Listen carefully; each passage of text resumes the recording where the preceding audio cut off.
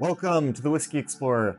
Thanks so much for tuning in for another episode, guys. And if this is your first time on the channel, if I could ask you a quick favor, just hit that subscribe button, hit the like button, leave us a comment down below. Let us know if you've tried this, or my question to you guys for this one is, what is your favorite in the Johnnie Walker line? All right, guys. So without further ado, let's get started on the review for tonight. Tonight we have a very interesting dram coming to us from a good friend of the channel. This is a bottle loan from my buddy Kyle, and he actually acquired this through his cousin, whose partner picked it up years and years ago, maybe even like 20 or 30 years ago at an airport duty-free, and brought it back. So thanks again to Kyle for this bottle loan. And tonight, guys, we are trying and reviewing the Johnnie Walker Swing.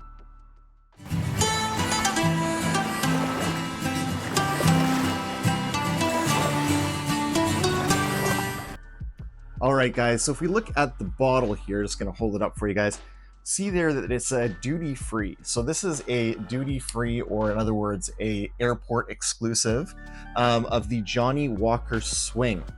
All right, so this, all we know about this is basically, the only thing that's really on here is it just says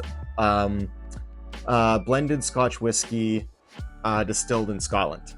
Okay, so I also did a little bit of research on this and found out that it is 40% ABV, which is the same ABV for, I would say, about 99% of the Johnnie Walker line. So even including their very exclusive Johnnie Walker Blue Label and the Blue Label Ghost and the other special editions they have of that expression, those are actually all at 40% as well. So the only one that is a little bit different is the Johnnie Walker Green Label, which is a blend of peated whiskeys, and that one is at 43%. So anyways, this one here is blended at 40%.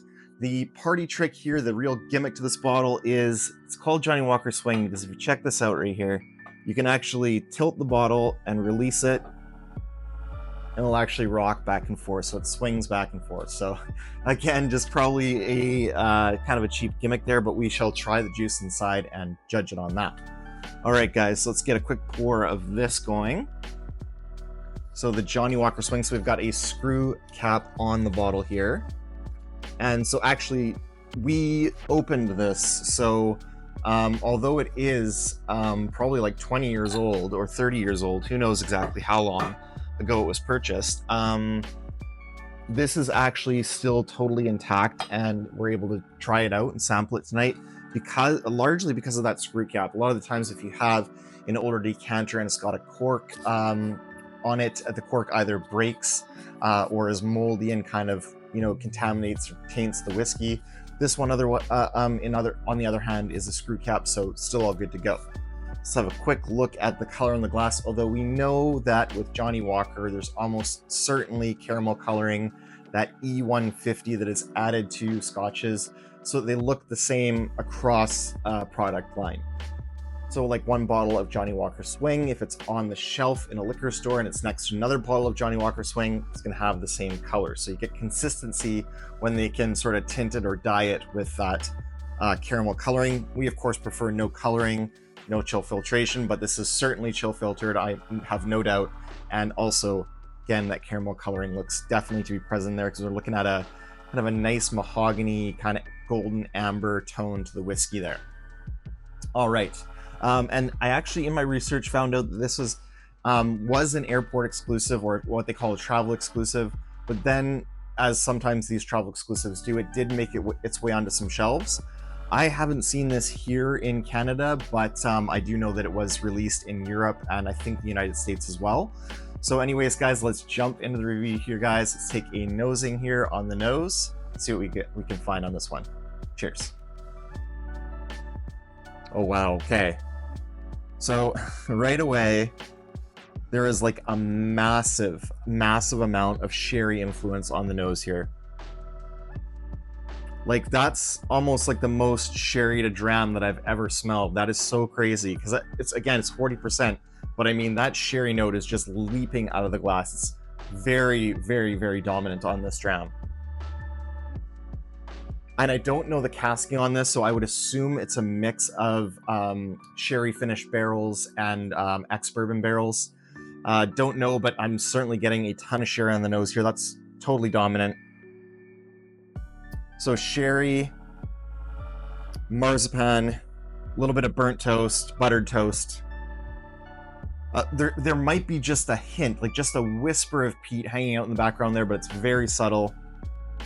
So subtle smoke, honey, toffee, butterscotch,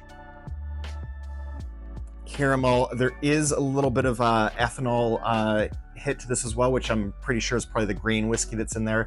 Again, this being, it's not a blended malt, it's a blended whiskey, so we're gonna get a mix of malt and grain whiskey in the composition of this dram.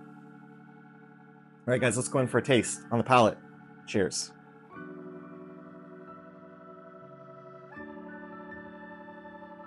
Okay, very soft arrival on the palate, but I did notice, even when I had the dram, when I first had the first sip, just a ton of ethanol in there. And I'm not sure if that has something to do with the fact that this likely sat for a really long time, but we did have the boys over for a whiskey night, and so we cracked this and had a few drams out of it, but I can say that it was kind of right up there to the fill line that it should have been at. So I don't think we lost anything, or if we did, a small amount maybe to evaporation, but just that is a dominant trait of this whiskey, is like right away when it hits your mouth, lots of alcohol, sort of ethanol, a little bit nasty flavors coming out in the beginning of the palate there. Again, very soft arrival. This reminds me almost of like a tamer Johnnie Walker Black. So softer kind of on the palate. So on the palate, it's like vanilla, a little bit of a floral note. Then in the center, you get a little bit of that peat smoke, like a whiff of the peat smoke. And then there's astringent kind of oak notes in the middle, and that might be also some of the grain structure coming out that didn't get barreled out in the whiskey. But again, I don't know the age of this. This is a NAS or a no age statement whiskey. Let's go in for a second sip and see if we can get some more flavors. Cheers.